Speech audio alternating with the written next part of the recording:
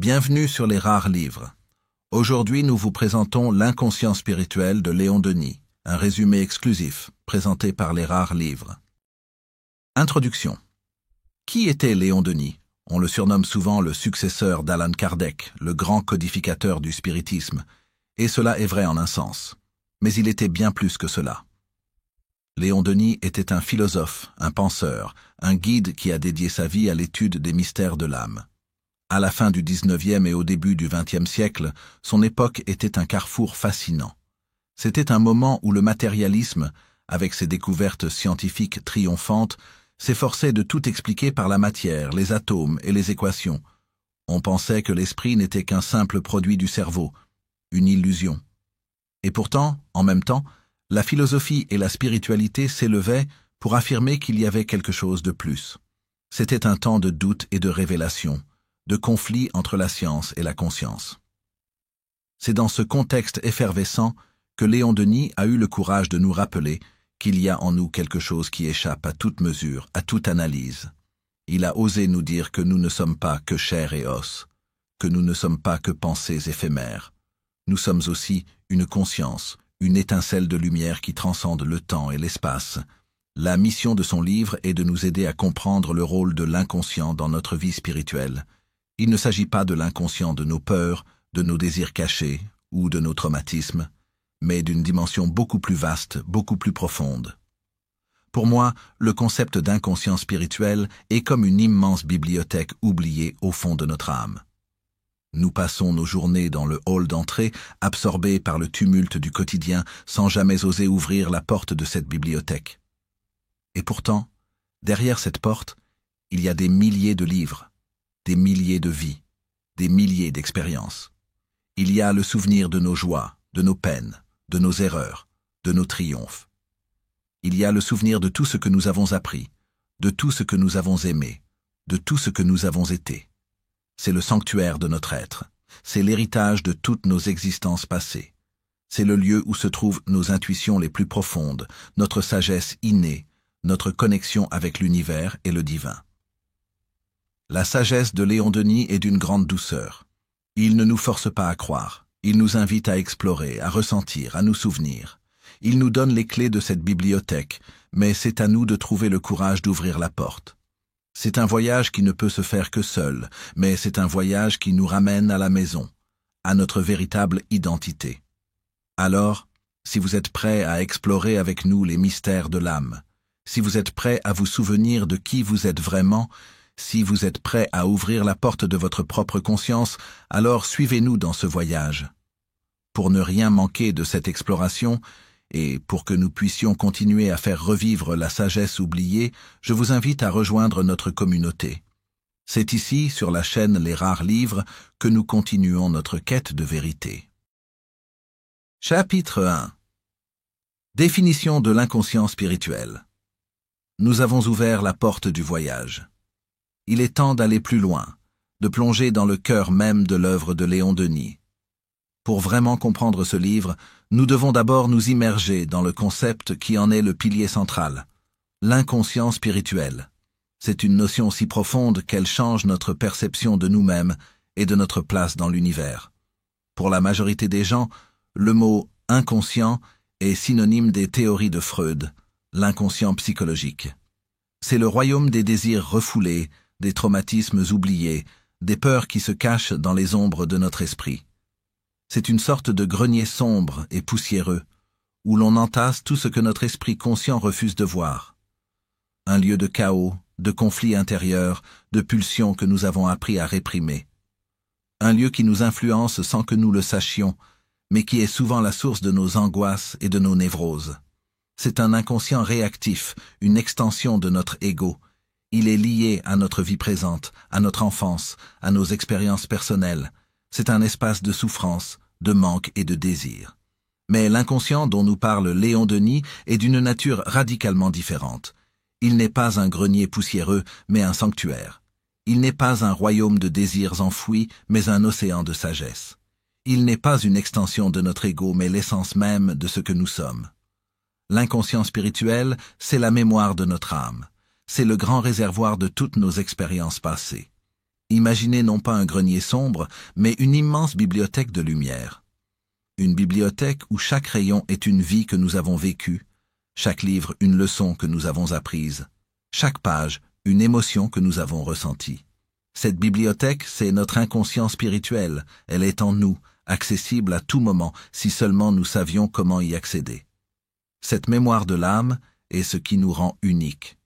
Elle contient les cicatrices de nos combats, la joie de nos victoires, la sagesse de nos erreurs. C'est elle qui explique pourquoi certains d'entre nous sont naturellement doués pour la musique ou l'art, même sans avoir jamais pratiqué.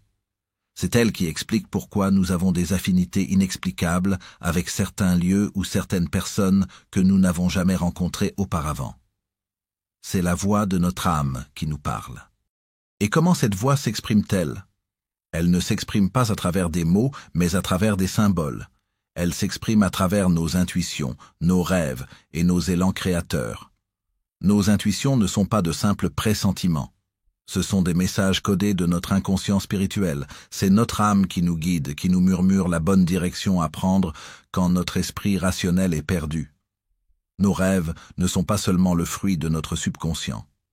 Ils sont des portes qui s'ouvrent vers d'autres mondes, des messages de notre âme, des images, des sons, des symboles qui nous sont envoyés pour nous guider, nous conseiller, nous avertir. Nos élans créateurs ne sont pas le simple fruit du hasard. Ils sont le souvenir de notre âme, la mémoire de ce que nous avons été, la nostalgie de ce que nous serons. Léon Denis nous invite à une exploration intérieure. Il nous invite à écouter cette voix. Il nous invite à faire confiance à notre intuition. Il nous invite à interpréter nos rêves. Il nous invite à libérer notre créativité, car c'est en écoutant notre inconscient spirituel que nous nous reconnectons avec notre âme. Et c'est en nous reconnectant avec notre âme que nous trouvons notre place dans l'univers. C'est un travail qui demande du courage. Le courage de regarder à l'intérieur de nous-mêmes. Le courage d'ouvrir les portes de notre bibliothèque oubliée.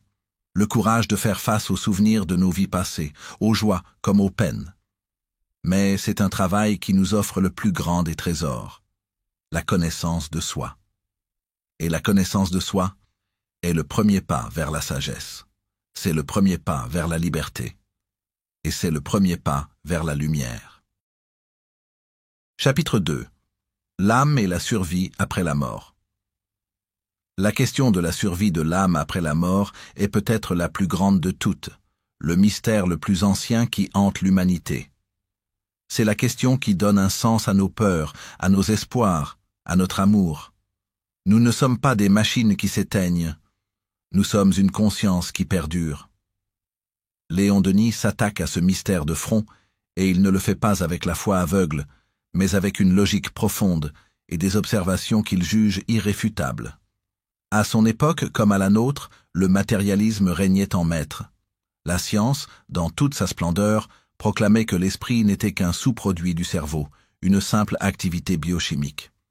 On nous disait que la mort était la fin de tout, l'arrêt du cœur, la dégradation du corps, la disparition de la conscience.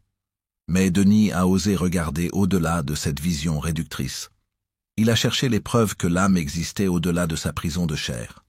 La première de ces preuves, la plus frappante peut-être, réside dans les communications médiumniques. Imaginez un instant le salon d'une famille en deuil. Le père, la mère, les enfants sont brisés par la perte d'un être cher. La douleur est immense, le vide est abyssal. Le monde a perdu ses couleurs.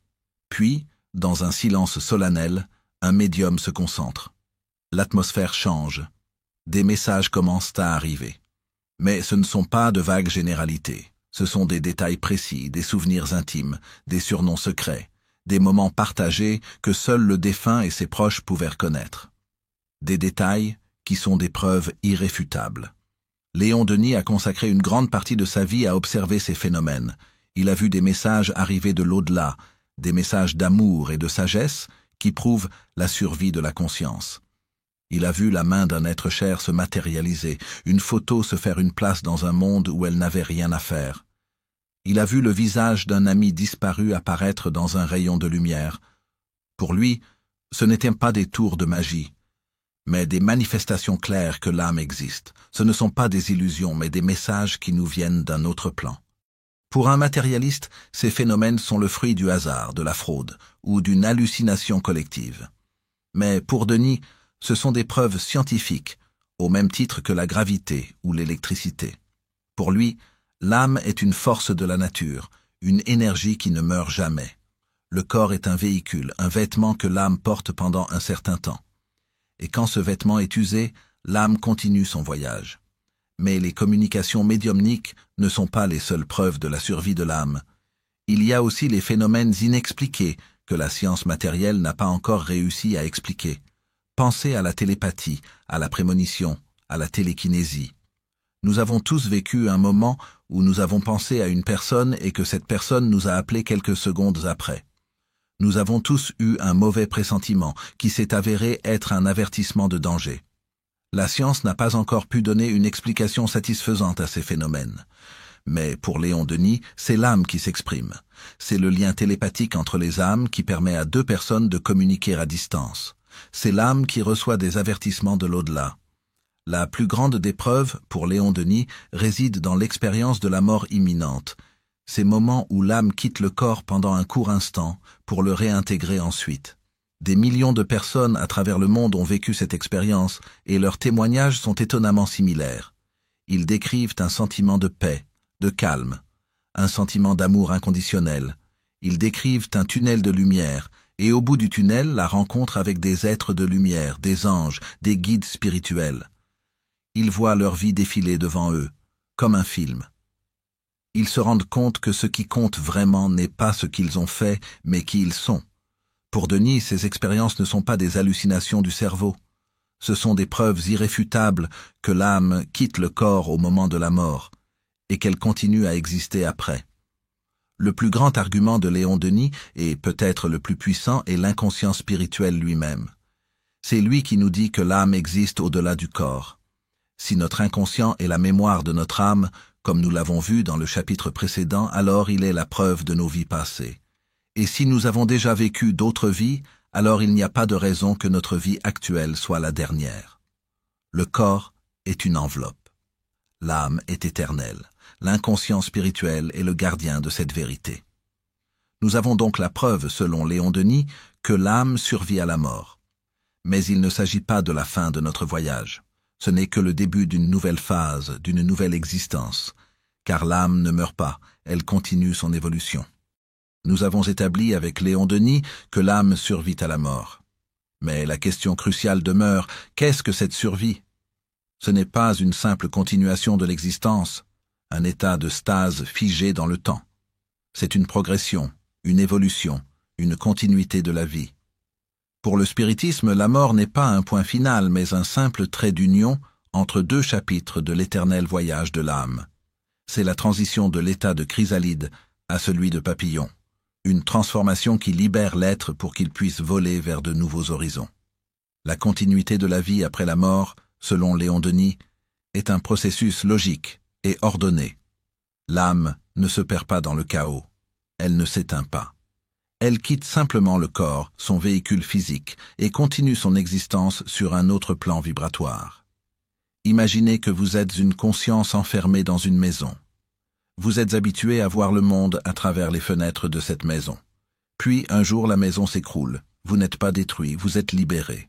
Vous réalisez que vous pouvez maintenant voir, entendre et ressentir d'une manière que vous n'auriez jamais pu imaginer à l'intérieur de ces murs. C'est exactement ce qui se passe avec l'âme. Le corps est notre maison temporaire, avec ses limitations, ses douleurs et ses 5 sens. L'âme, elle, est éternelle. Elle ne se compose pas d'eau et de sang, mais d'une énergie subtile, d'une conscience qui a sa propre forme, son propre corps énergétique, que le spiritisme appelle le périsprit, ou corps astral. Ce corps est le lien entre l'âme et le corps physique, mais il ne meurt pas avec le corps. C'est ce qui assure la continuité de la vie après la mort. Il est le témoin, le gardien de notre identité, de nos souvenirs, de nos émotions. Le rôle central de l'inconscient spirituel dans ce processus est d'une importance capitale.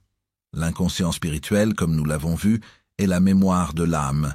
C'est le disque dur de notre être, la base de données qui enregistre chaque pensée, chaque action, chaque émotion de chaque existence. Quand l'âme quitte le corps physique, elle ne perd pas ces informations. Au contraire, elles deviennent plus claires, plus accessibles. Dans l'au-delà, l'âme n'a plus le filtre du corps physique. Elle voit sa propre histoire avec une clarté absolue. Elle se rend compte de tout ce qu'elle a fait de bien et de mal. Pour Denis, il n'y a pas de jugement divin dans l'au-delà. Il n'y a pas d'ange qui nous attend avec un livre pour juger nos actions. Non. Le seul juge, c'est notre propre conscience. C'est notre inconscient spirituel. L'âme se retrouve face à sa propre histoire, et c'est elle qui se juge. Elle voit la douleur qu'elle a causée, le bien qu'elle a fait, les leçons qu'elle a apprises. Elle se rend compte de tout ce qu'elle a fait pour les autres, de tout l'amour qu'elle a donné. Et c'est cette prise de conscience qui détermine son destin. Si l'âme a vécu une vie d'égoïsme, de haine, de destruction, elle se retrouve dans un état de regret, de remords, de souffrance morale. Elle ne peut plus se cacher de ses erreurs. Elle voit les conséquences de ses actions sur les autres. Mais si l'âme a vécu une vie de bonté, de générosité, de compassion, elle se retrouve dans un état de paix, de joie, de lumière. Elle voit le bien qu'elle a fait, la joie qu'elle a apportée aux autres. C'est cette notion de la continuité de la vie qui rend le message de Léon Denis si puissant et si pertinent. Ce n'est pas un message de peur, mais un message de responsabilité. Nous ne sommes pas des êtres qui vivent une seule vie et qui sont jugés une seule fois. Nous sommes des âmes qui vivent un voyage éternel. Chaque action que nous faisons, chaque pensée que nous avons, chaque émotion que nous ressentons s'imprime dans notre inconscient spirituel. Et cet inconscient spirituel est le témoin de tout. C'est le fil qui relie nos existences. C'est le gardien de notre identité éternelle. La mort n'est pas la fin, mais un passage. C'est un simple changement de plan. Et c'est cette compréhension qui donne un sens à notre vie. Nous ne sommes pas ici par hasard, mais pour apprendre, pour évoluer, pour nous perfectionner. L'âme ne meurt pas, elle continue son voyage, et ce voyage, c'est la vie elle-même. Chapitre 3. La loi de réincarnation et l'évolution de l'âme. Après avoir établi que l'âme survit à la mort, la logique nous pousse vers la question suivante. Dans quel but? La mort n'est pas la fin, mais si elle n'est qu'une simple continuation de l'existence sur un autre plan, quel est le sens de notre passage sur Terre? C'est ici que Léon Denis nous expose l'un des piliers les plus lumineux de sa philosophie, la loi de réincarnation. Ce n'est pas un dogme, une croyance aveugle. C'est pour lui une loi de l'univers, aussi juste et inéluctable que la gravité ou la rotation des planètes. C'est le grand mécanisme de l'évolution de l'âme. Considérons un instant la vision d'une seule vie. C'est une vision pleine d'inégalités, de contradictions et de souffrances qui semble injuste. Pourquoi certains naissent-ils dans la pauvreté et la maladie, tandis que d'autres sont comblés de richeur et de talent? Pourquoi un enfant meurt-il avant même d'avoir eu la chance de vivre, tandis qu'un criminel vit une longue vie? Une seule vie ne peut expliquer ces injustices. La réincarnation, par contre, est la seule explication logique, rationnelle et juste. Elle nous montre que la vie n'est pas une course unique mais un long voyage, un cycle de naissance et de mort, où l'âme apprend, évolue et se perfectionne à travers de multiples expériences. La réincarnation est le grand projet de perfectionnement de l'esprit. L'âme est comme un étudiant qui passe d'une classe à l'autre. Elle apprend ses leçons, elle commet des erreurs, elle les corrige. Et si elle ne réussit pas à apprendre une leçon, elle la répète dans une vie future jusqu'à ce qu'elle la maîtrise. Le but de la réincarnation n'est pas la punition, mais l'apprentissage. C'est une loi de miséricorde qui donne à chaque âme le temps et les occasions nécessaires pour se purifier, pour se perfectionner, pour se libérer de ses chaînes. Et comment l'âme se souvient-elle de ses vies passées? C'est ici que le concept de l'inconscient spirituel devient si important. L'inconscient spirituel est la mémoire de l'âme. C'est lui qui garde en lui le souvenir de tout ce que nous avons été. Le souvenir de nos joies, de nos peines, de nos erreurs, de nos triomphes.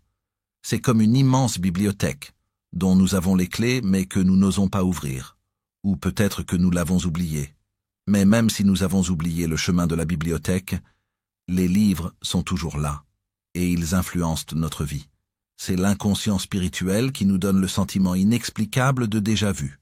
Vous êtes dans une ville que vous n'avez jamais visitée, mais vous savez que derrière cette rue se trouve une place. Vous sentez une vague de familiarité en marchant dans un lieu qui vous est étranger. La science matérielle appelle cela une illusion de la mémoire.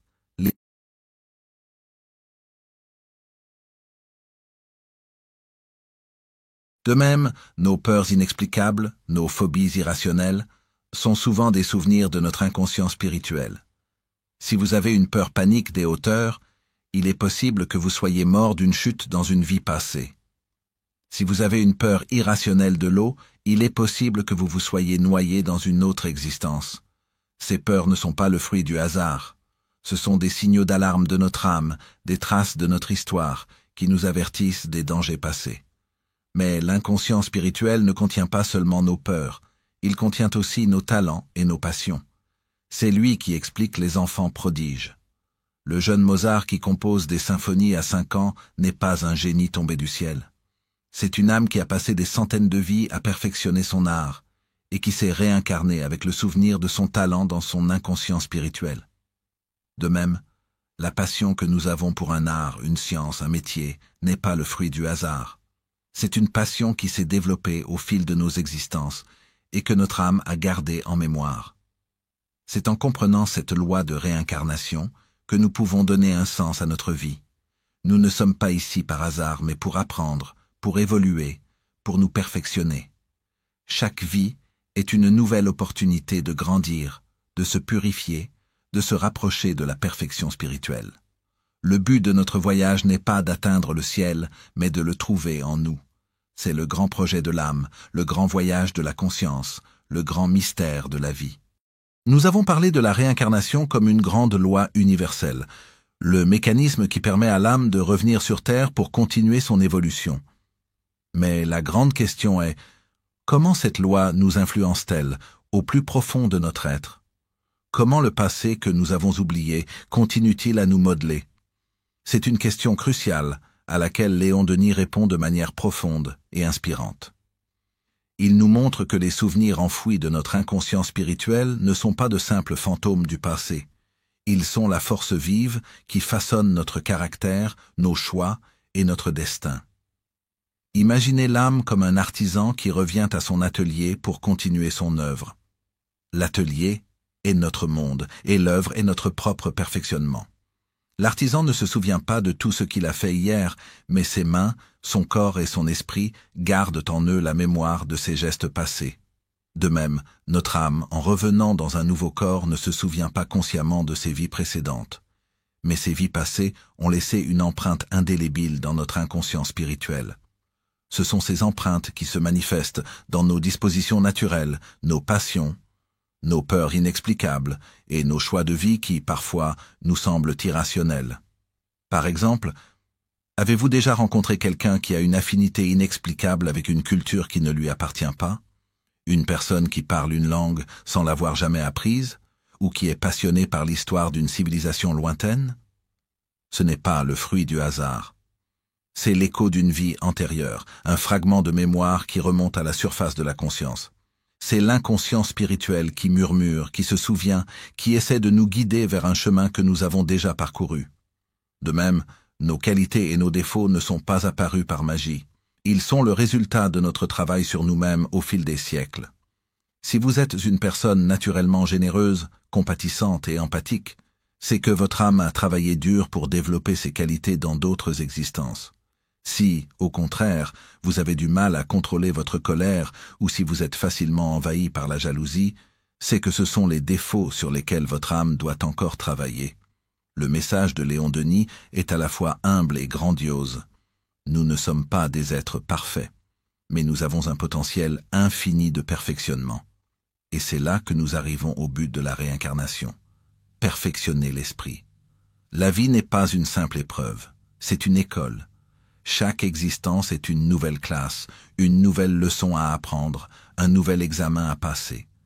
Si nous échouons à une leçon, nous revenons pour la répéter, mais nous n'échouons jamais définitivement.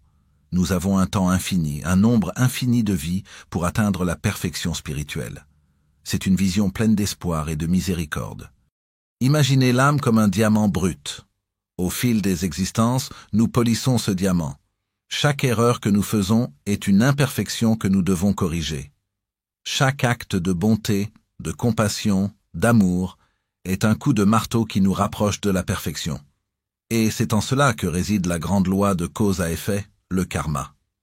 Chaque action que nous faisons, chaque pensée que nous avons, chaque émotion que nous ressentons, a une conséquence. Si nous semons le mal, nous récoltons le mal. Si nous semons le bien, nous récoltons le bien.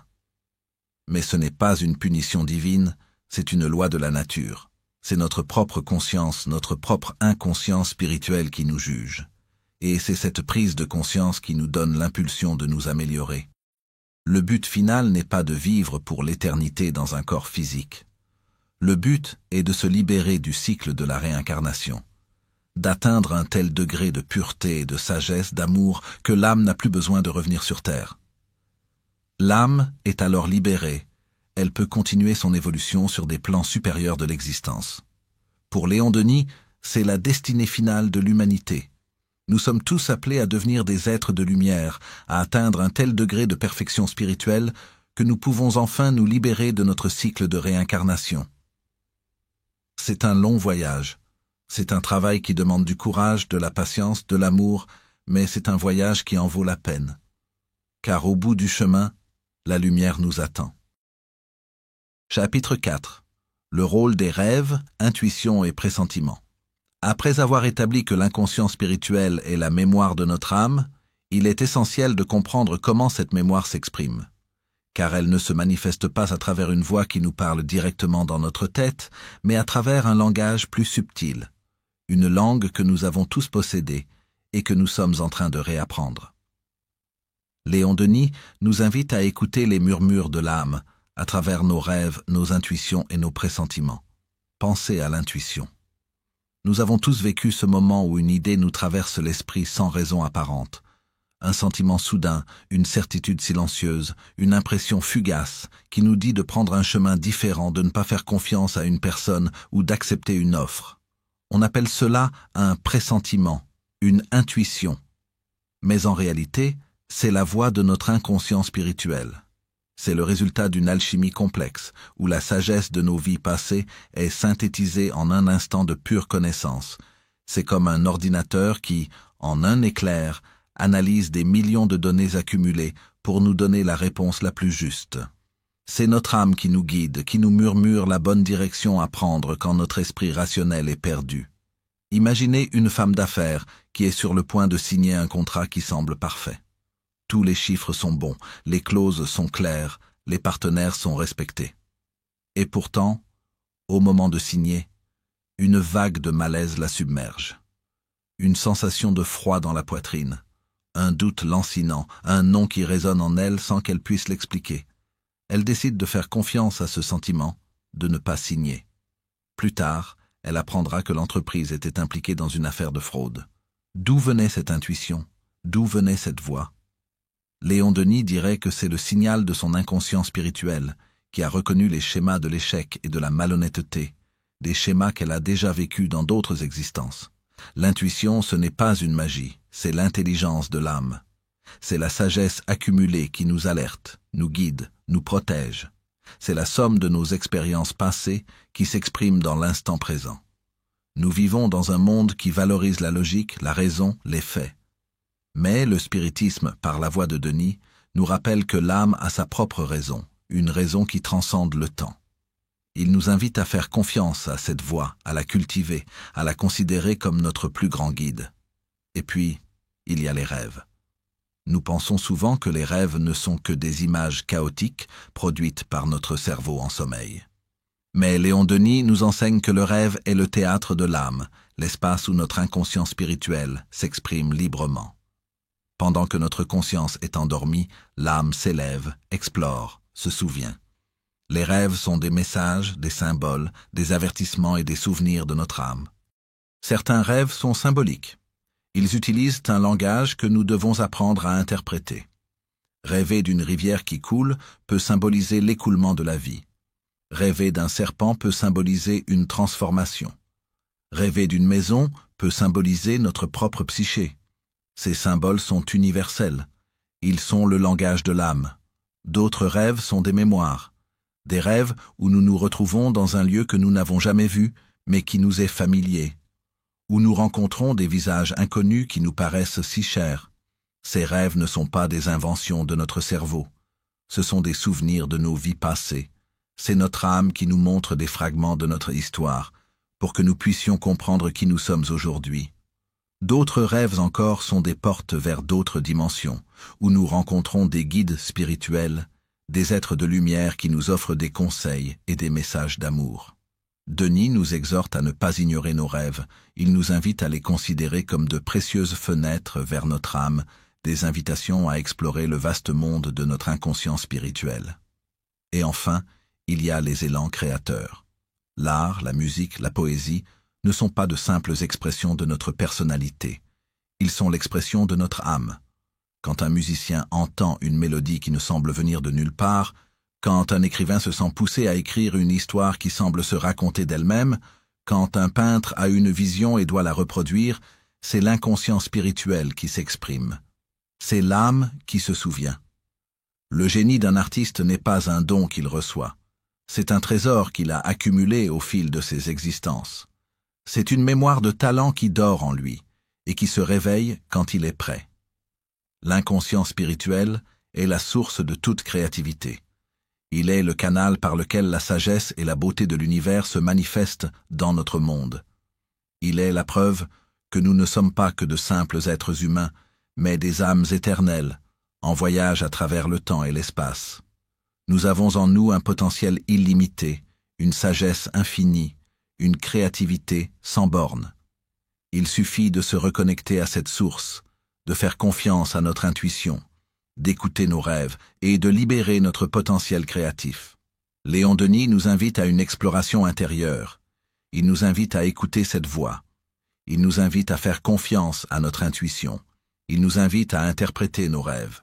Il nous invite à libérer notre créativité, car c'est en écoutant notre inconscient spirituel que nous nous reconnectons avec notre âme.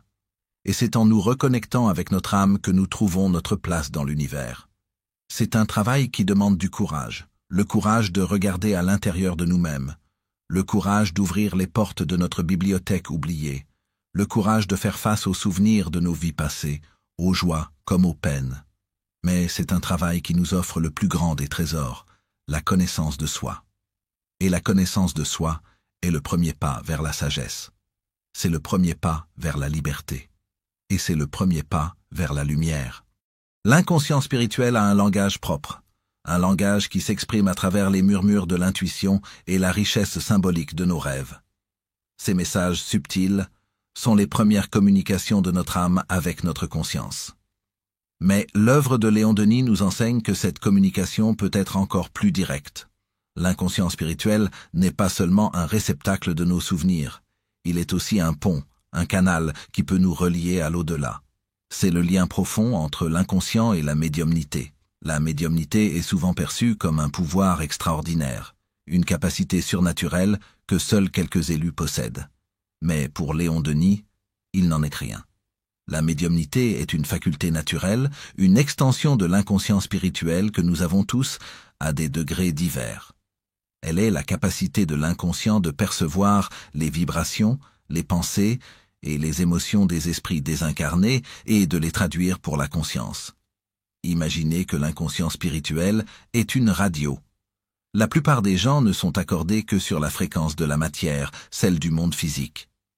Mais le médium a un récepteur plus sensible, capable de capter les fréquences du monde spirituel. Et ce récepteur, c'est son inconscient spirituel. Comment cela fonctionne-t-il? L'esprit qui communique n'utilise pas la voix du médium, ni même son cerveau. Il utilise le périsprit, le corps énergétique du médium, comme un canal. Et c'est là que l'inconscient spirituel du médium joue un rôle capital. Il agit comme un intermédiaire, un traducteur. Il capte le message du spiritisme et le transmet au cerveau du médium.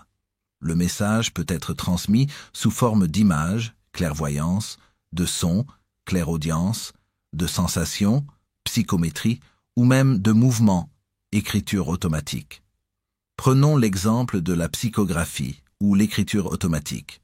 Dans une séance, la main du médium commence à écrire sans qu'il ne s'en rende compte consciemment. Les mots, les phrases, les paragraphes s'enchaînent. Souvent, la calligraphie est différente de celle du médium. Le style est différent. Parfois, le message est signé par une personne décédée, et il contient des détails que le médium ne pouvait pas connaître. Pour Denis, il n'y a pas d'autre explication que l'action d'un esprit désincarné, qui utilise l'inconscient spirituel du médium comme un canal pour communiquer avec le monde des vivants. L'inconscient est un intermédiaire passif, un simple instrument qui permet à la conscience de l'esprit de s'exprimer dans le monde physique. La clairvoyance est un autre exemple. Un médium clairvoyant peut voir les esprits. Il peut les voir dans le même espace que les vivants. Il peut les voir debout, assis, en train de sourire, en train de pleurer. Pour le médium, c'est une réalité, une vision qui est aussi claire que la vue des personnes vivantes. Mais d'où viennent ces images ? Elles ne viennent pas de l'œil physique, mais de l'œil de l'âme, de l'inconscient spirituel. L'âme du médium perçoit le monde spirituel et transmet ces images à son cerveau. Le médium est un traducteur d'images. Il voit le monde des esprits et il le traduit pour les vivants. Enfin, la médiumnité de transe est le plus grand des mystères. Dans cet état, le médium entre dans un état de sommeil profond. Son propre esprit se retire et le corps est utilisé par l'esprit qui communique. Le médium peut alors parler avec une voix différente, une voix plus grave ou plus aiguë. Il peut parler une langue qu'il ne connaît pas. Il peut donner des informations précises et vérifiables sur le passé de la personne avec qui il communique. C'est l'inconscient spirituel qui agit comme un pont, un canal qui permet à l'esprit de s'exprimer.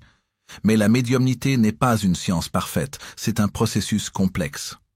L'inconscient spirituel du médium peut influencer le message de l'esprit. Les émotions, les croyances, les souvenirs du médium peuvent se mêler au message, le rendant parfois moins clair. C'est la raison pour laquelle la médiumnité exige une grande pureté d'intention, une grande humilité et une grande discipline. Pour Léon Denis, la médiumnité n'est pas une fin en soi. C'est un moyen. C'est un moyen de prouver la survie de l'âme, de réconforter les personnes en deuil, de nous rappeler que nous ne sommes pas seuls dans l'univers. C'est le dernier argument qui nous dit que le monde matériel n'est pas tout. C'est la preuve que notre inconscient spirituel est un pont qui nous relie à l'éternité et que notre âme est un messager entre deux mondes. Pour Denis, la médiumnité est une faculté à cultiver, mais elle doit être utilisée avec discernement et dans un but moral. Elle ne doit pas être utilisée pour la curiosité, pour la fortune, pour le spectacle. Elle doit être utilisée pour la lumière, pour l'amour, pour le service. Pour Denis, la médiumnité est un don sacré qui doit être utilisé pour aider les autres, pour apporter la paix, pour donner un sens à la vie. Chapitre 5. La responsabilité morale et spirituelle. Après avoir exploré les grands concepts de la survie de l'âme et de la réincarnation, nous arrivons au cœur de la philosophie morale de Léon Denis, la responsabilité spirituelle. Pour lui, la question la plus profonde n'est pas de savoir si nous sommes jugés, mais de comprendre qui nous juge. Et la réponse est à la fois simple et vertigineuse. Nous sommes notre propre juge. L'inconscient spirituel n'est pas seulement une mémoire, c'est aussi un tribunal intérieur. Un miroir parfait qui reflète chaque pensée, chaque action, chaque intention, sans mensonge ni distorsion. Pendant des siècles, l'humanité a vécu dans la peur d'un jugement extérieur. On nous a dit qu'après notre mort, nous serions confrontés à un être suprême, assis sur un trône, qui déciderait de notre destin éternel en fonction de nos actions. C'était une vision de l'univers basée sur la peur, sur la crainte d'un châtiment. Mais Léon Denis nous propose une vision différente, une vision plus logique et surtout plus juste. Pour lui, le jugement n'est pas un événement qui se déroule dans l'au-delà, mais un processus qui se déroule à l'intérieur de nous, constamment. Notre inconscient spirituel est une sorte de registre cosmique qui enregistre tout ce que nous faisons, tout ce que nous pensons, tout ce que nous ressentons. C'est un livre de vie où chaque page est une journée, chaque ligne une pensée, chaque mot un sentiment. Et ce livre ne peut pas mentir, il ne peut pas être falsifié. Il est la vérité de notre être. Pour Denis, notre conscience n'est pas une simple faculté de l'esprit. C'est un écho de notre inconscient spirituel, un écho qui nous guide, qui nous félicite, mais qui aussi nous reproche, qui nous met en garde, qui nous fait ressentir le regret et la culpabilité. Pensez à un instant de votre vie où vous avez agi avec une grande bonté. Peut-être avez-vous aidé une personne dans le besoin, sans attendre de reconnaissance. Le monde extérieur ne l'a peut-être pas remarqué, mais votre inconscient spirituel a enregistré cet acte de lumière.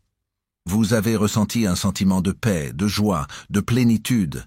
C'était la voix de votre conscience, de votre juge intérieur, qui vous disait que vous étiez en accord avec la loi de l'amour, la loi de l'univers. Mais le contraire est aussi vrai. Pensez à un instant où vous avez agi avec égoïsme, où vous avez dit un mot blessant, où vous avez eu une pensée de haine ou de jalousie. Même si personne ne l'a su, votre inconscient spirituel a enregistré cet acte de noirceur, et vous avez ressenti un sentiment de malaise, de culpabilité, de regret. C'était la voix de votre conscience, de votre juge intérieur, qui vous disait que vous étiez en désaccord avec la loi de l'univers. Mais le contraire est aussi vrai. Pensez à un instant où vous avez agi avec égoïsme, où vous avez dit un mot blessant, où vous avez eu une pensée de haine ou de jalousie. Même si personne ne l'a su, votre inconscient spirituel a enregistré cet acte de noirceur. Et vous avez ressenti un sentiment de malaise, de culpabilité, de regret. C'était la voix de votre conscience, de votre juge intérieur, qui vous disait que vous étiez en désaccord avec la loi de l'univers. Cette vision de la responsabilité morale est beaucoup plus profonde et beaucoup plus exigeante que la peur d'un jugement extérieur. Car nous ne pouvons pas nous cacher de nous-mêmes. Nous ne pouvons pas mentir à notre âme. Nous ne pouvons pas tromper notre conscience. La vérité est que nous sommes notre propre juge, notre propre bourreau, notre propre libérateur. La philosophie de Léon Denis nous enseigne que chaque acte que nous faisons a une conséquence qui n'est pas une punition mais une leçon. Si nous blessons quelqu'un, notre âme enregistre cette souffrance. Et nous ne pourrons nous en libérer que lorsque nous aurons réparé notre erreur. Si nous aidons quelqu'un, notre âme enregistre la joie de cet acte. Et nous serons récompensés par un sentiment de paix et de plénitude. C'est la loi de cause à effet, le karma, comme le spiritisme l'explique. Cette loi est une loi de perfectionnement. Elle nous pousse à devenir de meilleures personnes, non pas par peur mais par amour. L'inconscient spirituel est le gardien de cette loi. Il nous rappelle constamment que nous sommes des êtres éternels, en voyage à travers le temps et l'espace. Et que le but de ce voyage est de nous perfectionner, de nous purifier, de nous libérer de nos chaînes. L'inconscient spirituel n'est pas une force qui nous punit, mais une force qui nous guide. C'est la sagesse de notre âme qui nous parle, qui nous avertit, qui nous montre le chemin de la lumière. Il ne s'agit pas d'un juge externe qui nous châtie, mais de notre propre conscience qui nous guide vers la vérité. C'est une vision de l'univers qui est à la fois plus exigeante et plus miséricordieuse que la vision d'un jugement divin. Nous sommes notre propre juge. Nous sommes notre propre libérateur. Notre inconscient spirituel agit comme un juge intérieur, un miroir fidèle de nos actions et de nos pensées. Mais la philosophie de Léon Denis ne s'arrête pas là.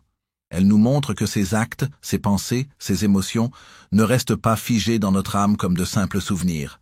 Ils s'y impriment, laissant une marque indélébile qui façonne notre être et, plus important encore, qui influence notre avenir. Chaque choix que nous faisons est une semence plantée dans le jardin de notre âme, une semence qui donnera un jour des fruits, que nous le voulions ou non. Cette notion est au cœur de la loi de cause à effet, souvent appelée karma, même si Denis n'utilise pas ce terme directement. Il s'agit d'une loi de la nature, aussi inéluctable que la loi de la gravité. Ce n'est pas une punition divine, mais un mécanisme de justice et de perfectionnement. Pour Denis, chaque acte a une conséquence qui ne se manifeste pas toujours dans la vie actuelle, mais qui se manifestera inévitablement dans les vies futures. Notre âme est comme une grande ardoise. Chaque acte de lumière y grave une marque de lumière. Chaque acte d'ombre y grave une tache. Et c'est la somme de ces marques qui détermine la couleur de notre âme. Imaginez une personne qui, dans cette vie, se montre d'une grande cruauté. Elle utilise son pouvoir pour blesser les autres, pour les humilier. Son inconscient spirituel enregistre chaque acte de cruauté. Cela ne se voit pas dans le monde physique, mais son âme, elle, devient de plus en plus lourde, de plus en plus sombre. Et quand cette personne mourra, son âme, par la loi de l'attraction, se retrouvera dans un état de souffrance, un état qui est le reflet de sa propre obscurité. Et dans une vie future, cette âme, pour se purifier, pourrait se réincarner dans une situation de faiblesse, de pauvreté, d'oppression. non pas pour être punie, mais pour apprendre la leçon de l'humilité, de la compassion et du pardon, pour ressentir elle-même la souffrance qu'elle a infligée aux autres. Mais l'inverse est aussi vrai. Pensez à une personne qui a fait preuve d'une grande bonté, elle a aidé les pauvres, elle a consolé les personnes en deuil, elle a passé sa vie à servir les autres. Ces actes ont laissé une marque de lumière dans son inconscient spirituel. Son âme est devenue de plus en plus légère, de plus en plus lumineuse. Et quand cette personne mourra, elle se retrouvera dans un état de paix, de joie, d'amour. Et dans une vie future, elle pourrait se réincarner dans une situation de richesse, de pouvoir ou de talent, pour avoir la possibilité de continuer à faire le bien à une plus grande échelle. C'est là que réside la beauté et la justice de la philosophie de Léon Denis. Nous ne sommes pas des victimes de la vie. Nous sommes des co-créateurs de notre destin. Chaque choix que nous faisons a une conséquence qui se manifeste non seulement dans notre vie actuelle, mais aussi dans toutes nos vies futures. Nous sommes les sculpteurs de notre âme, les architectes de notre avenir. Et notre inconscient spirituel est le marbre que nous sculptons, le plan que nous dessinons. La notion de responsabilité spirituelle, telle que l'a décrit Léon Denis, est une invitation à la conscience. Elle nous invite à ne pas vivre pour le moment présent, mais pour l'éternité. Elle nous invite à ne pas penser qu'à nous-mêmes, mais à penser aux autres, car chaque pensée, chaque acte, chaque émotion s'imprime dans notre âme. Et un jour, nous serons confrontés à la somme de nos choix. Un jour, nous verrons la lumière que nous avons créée, ou l'ombre que nous avons jetée. C'est un travail qui demande du courage, de l'humilité, de l'amour, mais c'est un travail qui nous promet la plus grande des récompenses, la perfection spirituelle et la liberté de notre âme. Chapitre 6. Le but de la souffrance et des épreuves. La souffrance, les épreuves, les douleurs de l'existence, voilà un mystère qui a tourmenté l'humanité depuis la nuit des temps. Nous nous demandons pourquoi la vie est si difficile pour certains, pourquoi le malheur semble s'acharner sur des innocents, pourquoi nous devons endurer des maux que nous ne comprenons pas. Pour la plupart, la souffrance est vue comme un châtiment, une malédiction ou une aberration du destin. Mais pour Léon Denis, il n'en est rien. Pour le spiritisme, la souffrance n'est pas une punition, mais une leçon. Elle n'est pas une fin, mais un moyen. C'est l'un des outils les plus puissants de l'univers pour le perfectionnement de l'âme. Pour comprendre le but de la souffrance, il faut d'abord accepter que nous ne sommes pas que le fruit du hasard. Nous sommes des âmes éternelles, en voyage à travers le temps, et notre vie actuelle n'est qu'un chapitre d'un livre bien plus grand. Avant de naître, notre âme, avec l'aide de ses guides spirituels et forte de sa propre sagesse, choisit le chemin qu'elle va emprunter. Elle choisit les épreuves qui lui permettront de se purifier, de s'améliorer, de rembourser les dettes karmiques qu'elle a accumulées dans les vies passées. C'est un acte de courage, un acte de volonté qui nous échappe à l'état de conscience, mais qui est gravé dans notre inconscient spirituel. Imaginez un instant une âme dans l'au-delà, face à ses guides. On lui montre deux chemins pour sa prochaine incarnation. Le premier est un chemin facile, sans embûches. Elle naîtra dans une famille riche, en bonne santé, aimée de tous. Ce chemin lui offrira le confort, le plaisir, mais peu d'occasions de grandir. Le second chemin, par contre, est rempli d'obstacles. Elle naîtra dans la pauvreté, la maladie, et connaîtra la trahison. Ce chemin lui offrira la souffrance, la solitude, le désespoir.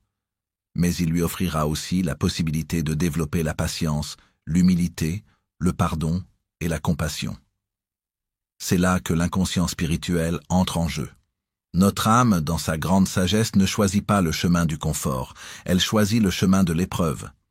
Elle sait qu'elle a besoin de cette souffrance pour se purifier, pour se libérer de ses chaînes, pour se rapprocher de la lumière. C'est l'inconscient spirituel qui fait ce choix. Et même si nous n'en avons pas le souvenir conscient, cette décision est gravée en nous. C'est pour cela que nous sommes parfois inexplicablement attirés par des défis, par des situations qui semblent nous dépasser. C'est l'inconscient spirituel qui nous guide vers la leçon que nous avons choisi d'apprendre. Le but de la souffrance n'est pas de nous punir, mais de nous élever. Elle est un instrument de purification. La souffrance est ce qui nous permet de nous défaire de notre ego, de nos vanités, de nos attachements matériels. Elle nous oblige à regarder à l'intérieur de nous, à chercher la lumière qui se cache derrière l'ombre. Elle nous force à développer des qualités que nous n'aurions jamais développées dans le confort. Pensez à un homme qui a toujours été égoïste et arrogant. Dans sa prochaine vie, il pourrait se réincarner dans un corps malade, dans la pauvreté. La souffrance qu'il endure n'est pas une punition. C'est une chance. C'est l'occasion pour lui d'apprendre l'humilité, la patience, la compassion. C'est l'occasion pour lui de voir le monde à travers les yeux des autres, de se rendre compte de l'importance de l'amour, de l'empathie. C'est la seule façon pour lui de se libérer de son égoïsme et de son arrogance. Le but de la souffrance n'est pas de nous détruire, mais de nous construire. Elle nous pousse à chercher la vérité, à trouver la lumière, à nous rapprocher de notre essence divine. C'est une loi de justice, de miséricorde et d'amour. Car la souffrance, si elle est bien comprise et acceptée, peut nous mener à la libération de notre âme. La souffrance n'est pas un châtiment, mais un choix, un contrat que l'âme accepte avant son incarnation. Mais pourquoi l'âme, dans sa sagesse, ferait-elle un tel choix? Pourquoi choisirait-elle la douleur, la peine, les épreuves? La réponse, selon Léon Denis, est d'une profondeur immense. La souffrance est un outil de purification et de perfectionnement. C'est le feu qui brûle les impuretés, le ciseau qui taille la pierre brute, la force qui nous libère de nos chaînes. Notre âme est comme un métal précieux. Au fil des existences, elle accumule des imperfections, l'orgueil, l'égoïsme, la haine, la jalousie. Ces imperfections sont comme des scories, des impuretés qui la rendent lourde et l'empêchent de briller de sa lumière divine. La souffrance est le feu de la forge, le creuset où l'âme est placée pour être purifiée. C'est dans ce feu que les scories sont brûlées, que les imperfections sont éliminées, que l'âme redevient pure et légère. Pensez à une personne qui a vécu une vie de luxe, de facilité, de vanité. Cette vie lui a permis de développer l'arrogance, l'égoïsme. Son âme est devenue lourde, remplie de ses impuretés. Dans sa prochaine vie, elle pourrait se réincarner dans la pauvreté. Elle devra travailler dur, faire face aux privations, à l'humiliation. Ces épreuves ne sont pas une punition, elles sont une opportunité. C'est dans cette souffrance qu'elle apprendra l'humilité, le détachement, la compassion. C'est en faisant face à la souffrance qu'elle se libérera de ses scories. La souffrance est un enseignement. Elle nous apprend des leçons que nous ne pourrions jamais apprendre dans le confort. Elle nous oblige à regarder à l'intérieur de nous-mêmes, à chercher la lumière qui se cache derrière l'ombre. Elle nous force à développer des qualités que nous n'aurions jamais développées dans le confort. La patience, l'endurance, le courage, la compassion, le pardon, c'est un travail qui demande du courage. C'est un travail qui demande de la foi. Mais c'est un travail qui nous offre le plus grand des trésors, la liberté spirituelle. C'est là que l'inconscient spirituel entre en jeu. La souffrance que nous vivons consciemment est une leçon. Mais notre inconscient spirituel, lui, est le gardien de la leçon. Il enregistre la sagesse que nous avons acquise à travers la douleur. La douleur physique est temporaire, mais la sagesse que nous en tirons est éternelle. Elle s'imprime dans notre âme et elle nous servira dans toutes nos vies futures. C'est un gain éternel. Léon Denis nous invite à une nouvelle vision de la souffrance. Il nous invite à ne plus la voir comme une malédiction, mais comme une grâce, une opportunité. Il nous invite à l'accepter, à la comprendre, à en tirer les leçons. Il nous invite à la transformer en lumière. Car la souffrance, si elle est vécue avec conscience, avec courage, avec foi, peut nous mener à la libération de notre âme. C'est le grand projet de la vie, le grand voyage de la conscience. Et c'est un voyage qui, à la fin, nous mènera à la lumière. Chapitre 7. Le spiritisme et la psychologie moderne. Le grand voyage de l'âme, tel que nous l'avons exploré à travers la vision de Léon Denis, est un voyage de conscience. Il nous a montré que la mort n'est pas une fin, que l'âme est éternelle et que la réincarnation est le grand mécanisme de notre perfectionnement. Mais l'un des aspects les plus fascinants de son œuvre est sa modernité. Il a écrit ses livres bien avant que la psychologie moderne ne voie le jour, et pourtant, il a anticipé bon nombre de ses découvertes. Pour lui, le spiritisme et la psychologie ne sont pas des ennemis, mais deux fleuves qui coulent vers la même mer, la compréhension de l'esprit humain. Pendant des siècles, la science occidentale a ignoré la richesse du monde intérieur de l'homme. On pensait que l'esprit était un simple sous-produit du cerveau, un mécanisme rationnel et conscient. La folie était une maladie du cerveau. Les rêves étaient des images aléatoires. Les intuitions étaient des illusions. Et pourtant, en même temps, Léon Denis osait affirmer le contraire. Il a parlé de l'inconscient spirituel comme d'une force vive, d'un réservoir de mémoire et de connaissances. Il a dit que notre conscience n'est qu'une infime partie de notre être et qu'une immense partie de nous se cache dans les profondeurs de notre âme. Lorsque Sigmund Freud, des décennies plus tard, a parlé de l'inconscient, il a bouleversé la psychologie. Il a dit que nos peurs, nos désirs, nos traumas étaient enfouis dans une partie de notre esprit que nous ne pouvions pas contrôler. Mais si la découverte de Freud était révolutionnaire, elle restait limitée. Il a cherché les racines de l'inconscient dans l'enfance, dans les expériences vécues dans cette seule vie. Denis, lui, a vu plus grand. Il a compris que l'inconscient était bien plus vaste, que ce n'était pas seulement le réservoir de cette vie, mais de toutes nos existences.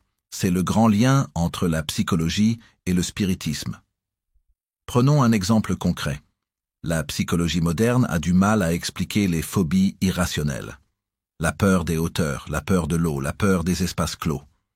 On les attribue souvent à un événement traumatisant dans l'enfance, un événement que le conscient a oublié, mais que l'inconscient garde en mémoire.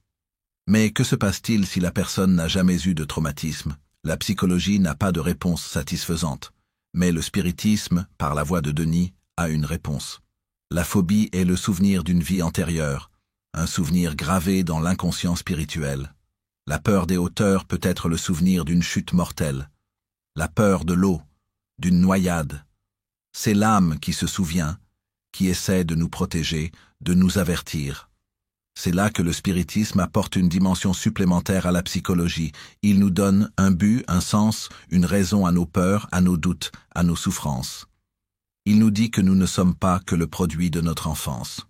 Nous sommes le produit de toutes nos vies, de toutes nos expériences, et c'est en comprenant cela que nous pouvons nous libérer de nos chaînes. Mais l'inconscient spirituel n'est pas seulement le gardien de nos peurs, il est aussi le gardien de nos talents. La psychologie a du mal à expliquer les enfants prodiges, les génies qui semblent avoir un don naturel, un musicien qui peut composer sans avoir appris, un peintre qui peut dessiner avec une facilité déconcertante, on l'attribue à la génétique, à un don de la nature. Mais le spiritisme, par la voix de Léon Denis, nous dit que ce talent n'est pas un don, mais un héritage. Un talent qui a été cultivé et perfectionné dans les vies passées. C'est la mémoire de l'âme qui s'exprime. C'est l'inconscient spirituel qui se souvient. Ainsi, la philosophie de Léon Denis sur l'inconscient spirituel est une passerelle entre la science de l'esprit et la spiritualité. Elle ne contredit pas la psychologie, elle la complète. Elle ne nie pas l'existence de l'inconscient freudien, elle l'élargit. Elle nous montre que l'inconscient n'est pas seulement le réservoir de nos peurs et de nos désirs refoulés, mais aussi de notre sagesse, de notre talent, de notre histoire éternelle. C'est une vision de l'homme qui est à la fois plus profonde et plus complète. C'est une vision qui nous donne une place dans l'univers, une raison d'être, un sens à notre voyage. Si Sigmund Freud a osé ouvrir la porte de l'inconscient, c'est un autre géant de la psychologie, Carl Gustav Jung, qui a osé explorer le vaste paysage qui se trouvait derrière. Jung, contrairement à Freud, n'a pas cherché les racines de l'inconscient dans les traumatismes de l'enfance, mais dans les profondeurs de l'âme humaine elle-même. Il a parlé de l'inconscient collectif, un concept qui trouve un écho d'une beauté saisissante dans la vision de Léon Denis sur l'inconscient spirituel. L'inconscient collectif, pour Jung, est une sorte de bibliothèque universelle. C'est un réservoir de connaissances, de symboles et de mythes que nous héritons de nos ancêtres, pas par l'apprentissage, mais par l'essence même de notre être. Pour Jung, c'est ce qui explique pourquoi des cultures qui ne se sont jamais rencontrées ont des mythes similaires, pourquoi les rêves de différentes personnes contiennent les mêmes symboles, les mêmes motifs, les mêmes personnages. C'est le grand lien qui nous unit tous, le fil d'or qui relie toute l'humanité. Mais si l'inconscient collectif de Jung est le réservoir des mémoires de l'humanité, l'inconscient spirituel de Léon Denis est la mémoire de l'âme individuelle. Et c'est là que la connexion devient fascinante. Pour Jung, nous héritons des symboles de nos ancêtres. Pour Denis, nous nous réincarnons avec le souvenir de nos vies antérieures. Et ce qui, pour Jung, est un symbole universel est pour Denis un souvenir personnel. Si Jung nous offre le livre de la bibliothèque, Denis nous donne le plan de la maison. Prenons l'exemple des archétypes, l'un des concepts les plus importants de Jung. Les archétypes sont des motifs universels qui se manifestent dans les rêves, les mythes, les arts. L'archétype du héros qui doit vaincre le dragon, l'archétype de la mère qui donne la vie, l'archétype du sage qui guide le chemin. Pour Jung, ce sont des symboles que nous héritons. Pour Léon Denis, ce sont les rôles que notre âme a joués au fil des existences. L'archétype du héros n'est pas un simple symbole pour l'inconscient spirituel. C'est une mémoire. C'est le souvenir de l'âme qui s'est incarnée pour vaincre la peur, pour se purifier, pour se libérer de ses chaînes. De même, l'archétype du sage n'est pas un simple symbole. C'est l'image de notre guide spirituel, de notre essence divine, de la sagesse que nous avons accumulée au fil des existences. C'est un souvenir, une voix, une intuition qui nous guide vers la lumière. Jung a vu les symboles. Denis a vu l'âme derrière les symboles. Et c'est cette distinction qui donne à la philosophie de Léon Denis une profondeur et une portée que la psychologie de Jung, malgré sa grandeur, ne pouvait pas atteindre. Car Jung lui-même, dans sa quête pour comprendre les mystères de l'inconscient, a franchi la ligne entre la psychologie et la spiritualité. Il a parlé du processus d'individuation, le voyage de l'âme vers la totalité, vers la complétude. Ce voyage est pour lui le but ultime de l'existence, le but de la vie. Pour Léon Denis, ce voyage est la réincarnation, le long chemin de l'âme vers sa propre perfection. Le processus d'individuation de Jung est un voyage psychologique. La réincarnation de Denis est un voyage spirituel, et les deux chemins mènent au même but, la libération de l'âme, la liberté de l'esprit. La plus grande contribution de Jung à la psychologie a été de reconnaître que l'homme n'est pas qu'un être rationnel, qu'il a une âme, une histoire, une profondeur qui transcende sa propre vie. Mais la plus grande contribution de Léon Denis est d'avoir donné un sens, une direction, un but à ce voyage. Il nous a montré que l'inconscient n'est pas un simple réservoir de peur et de désir, mais le gardien de notre âme, le témoin de notre voyage, le guide de notre destinée. La psychologie de Jung est une carte du monde intérieur, mais le spiritisme de Denis est un guide de voyage. Il nous montre où nous allons, d'où nous venons, et quel est le but de notre voyage. C'est cette dimension qui donne à son œuvre une puissance qui n'a pas d'équivalent dans la psychologie moderne.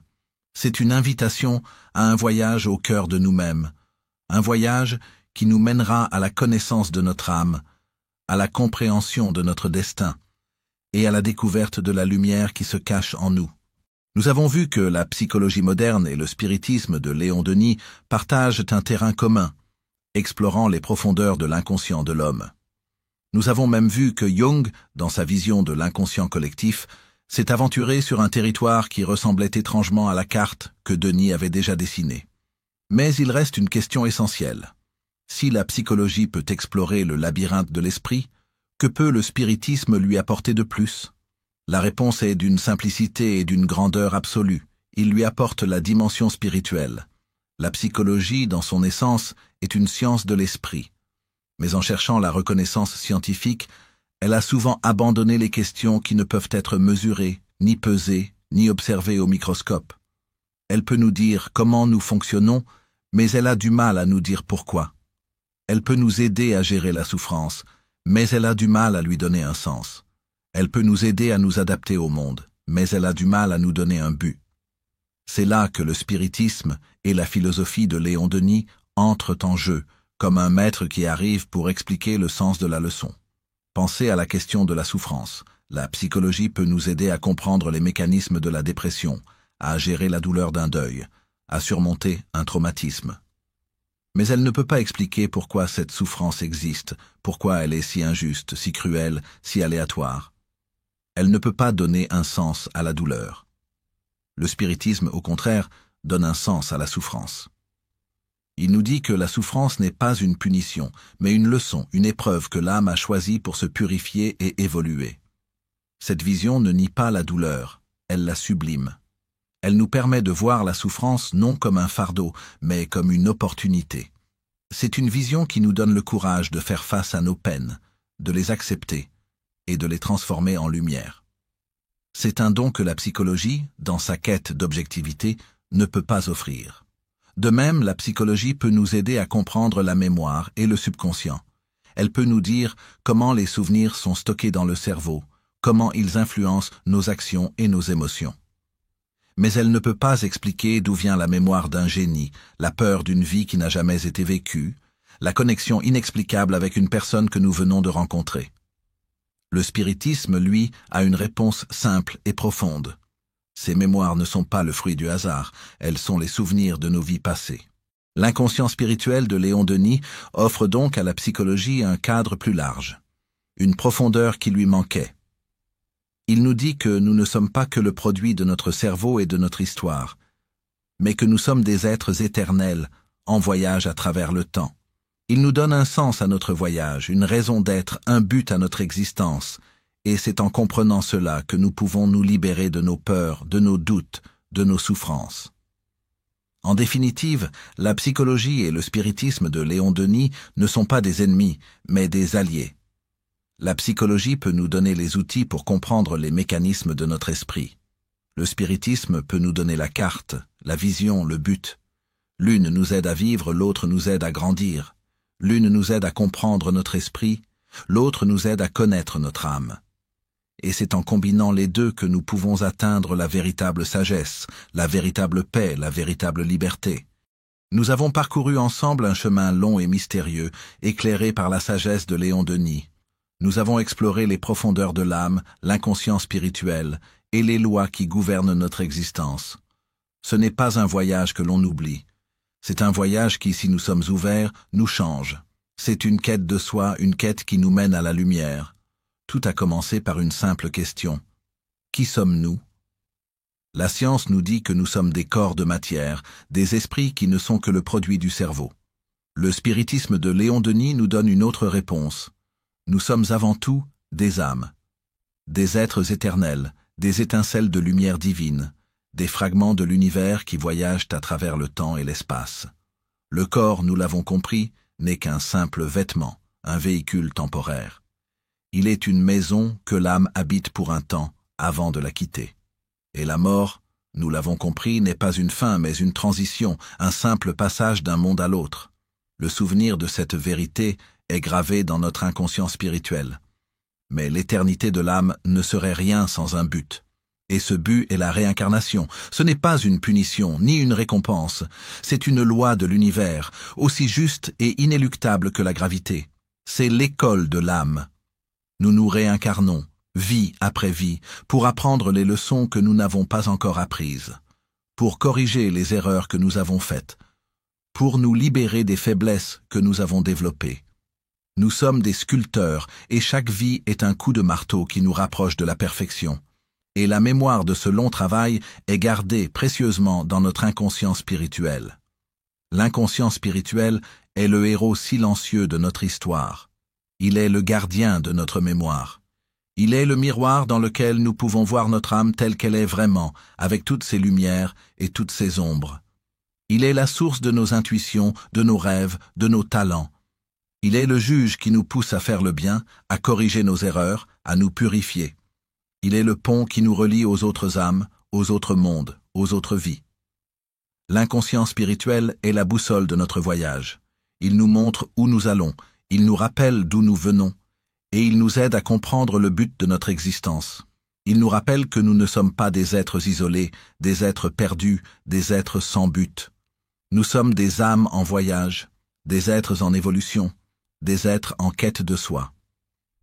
Cette quête, au fond, est la plus grande de toutes. Elle nous mène à la connaissance de notre âme, à la compréhension de notre destin, à la découverte de la lumière qui se cache en nous. C'est un voyage qui demande du courage, de l'humilité, de l'amour, mais c'est un voyage qui nous promet la plus grande des récompenses, la liberté de notre âme, la paix de notre esprit et la joie de la lumière. Notre voyage arrive à son terme, mais en vérité, le vôtre ne fait que commencer. Ce livre n'est pas une fin, mais une carte qui, je l'espère, vous a montré la voie vers la quête la plus importante qui soit, la quête de soi. La sagesse de Léon Denis n'est pas faite pour rester sur une étagère. Elle est faite pour être vécue, pour être intégrée, pour être mise en pratique. Le but de la connaissance n'est pas de remplir un esprit, mais de faire grandir une âme. Le premier pas sur ce chemin est d'embrasser l'idée que vous êtes plus qu'un corps, plus qu'un nom, plus qu'une profession, plus qu'une histoire. Vous êtes une âme, une étincelle divine en voyage. Vivez avec cette conscience. Chaque matin, en vous levant, rappelez-vous que ce n'est pas seulement votre corps qui se réveille, mais votre âme qui commence une nouvelle journée de sa longue éternité. Cette prise de conscience, à elle seule, peut changer votre vie, transformer votre vision du monde et vous donner la force de faire face à vos épreuves. La deuxième chose est de faire confiance à votre inconscient spirituel. Écoutez les murmures de votre intuition. Prenez le temps de méditer, de vous retirer du bruit du monde pour écouter la voix de votre âme. C'est en faisant silence que vous entendrez la sagesse de votre inconscient spirituel. Notez vos rêves, cherchez les symboles, les messages que votre âme vous envoie. Votre inconscient est votre plus grand ami, votre guide le plus fidèle. Faites-lui confiance, car il vous guidera toujours vers la lumière. La troisième est de cultiver l'amour. L'amour est la force la plus puissante de l'univers. C'est la loi qui gouverne tout, et si l'inconscient spirituel est la mémoire de notre âme, l'amour est la force qui la purifie. Aimez-vous vous-même, avec vos forces et vos faiblesses. Aimez les autres, sans condition, sans jugement, sans attente, car l'amour est la seule chose qui nous lie aux autres. L'amour est la seule chose qui nous mène à la lumière. Pour Léon Denis, il n'y a pas de plus grande force que celle-là. Le plus grand des médiums est celui qui est capable d'aimer. Le plus grand des sages est celui qui est capable de pardonner. Finalement, il est essentiel de comprendre que la vie n'est pas une destination, mais un voyage. Il y aura des moments de lumière, des moments d'ombre. Il y aura des joies, des peines. Il y aura des succès, des échecs. Mais chaque pas que vous ferez sur ce chemin, chaque épreuve que vous traverserez, chaque leçon que vous apprendrez vous rapprochera de la lumière. Car le but de la vie n'est pas d'être heureux, mais de grandir. Le but n'est pas de vivre pour toujours dans un monde parfait, mais de vous perfectionner. Et si jamais vous vous sentez perdu sur ce chemin, rappelez-vous la parole des anciens maîtres et des sages. Rappelez-vous que vous n'êtes pas seul. Rappelez-vous que vous avez en vous un guide intérieur, un juge intérieur, un ami intérieur. Cet ami, c'est votre inconscient spirituel, c'est votre âme. Et si vous souhaitez continuer ce voyage avec nous, il existe une communauté de voyageurs qui partagent la même soif de connaissance, de sagesse et de lumière. Pour continuer l'aventure, il vous suffira de vous joindre à nous.